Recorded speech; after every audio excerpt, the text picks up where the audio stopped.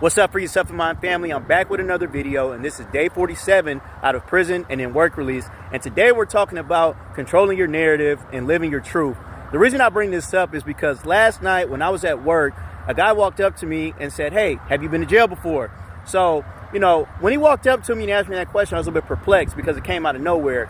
And mind you, in this environment, in this restaurant, there's multiple people that have been to jail before. So it's not uncommon. But in this moment, why are you asking me this question? So I had to make a decision, and I also had to assume that you're asking me this question potentially because you already know that I have before, right? So, I told him yes. And we talked about some other things and what have you, but I didn't let that moment hold me hostage. I have to control my narrative. Your truth is your truth. My life is my life. My journey is my journey. And I can't sit here and get with you guys and talk about being candid and being raw if I'm not doing it in my own life, right? Of course, there's certain information that certain people aren't privy to, you know what I mean? But at the same time, I have to control my narrative. Things that are common knowledge, information that people have access to, things that I might feel ashamed of or might feel guilty of, or I may not want other people to know about me.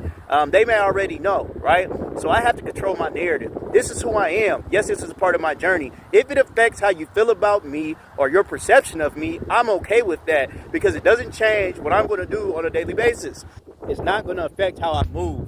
It's not going to put fear in me, and it's not going to dictate the steps that I take forward as I continue on this journey, right? I'm controlling my narrative. Yes, this, that, A, B, C. After that, it is what it is. You do with the information what you want to, right? And I'm not saying this vindictively. I'm not saying this me against the world type of mentality. I'm not saying any of that. But you have to control your narrative. You can't live in fear. You can't live in the shadows. You got to control your own life. You have to dictate how you move. You have to dictate every situation, right? And you have to move smart at the same time. You understand what I'm saying? So in this moment, I felt it was okay to disclose that information because it's public information, right? And there's no sense in lying. And I'd rather be known as a person that was incarcerated than to be known as a liar. I'd rather me be able to dictate the circumstances and the situation and the details around the information about me rather than you make up your own narrative. Now, once I provide you with that information, you can do with it with what you want. But I control this. I control my narrative. I control my life. I control my freedom.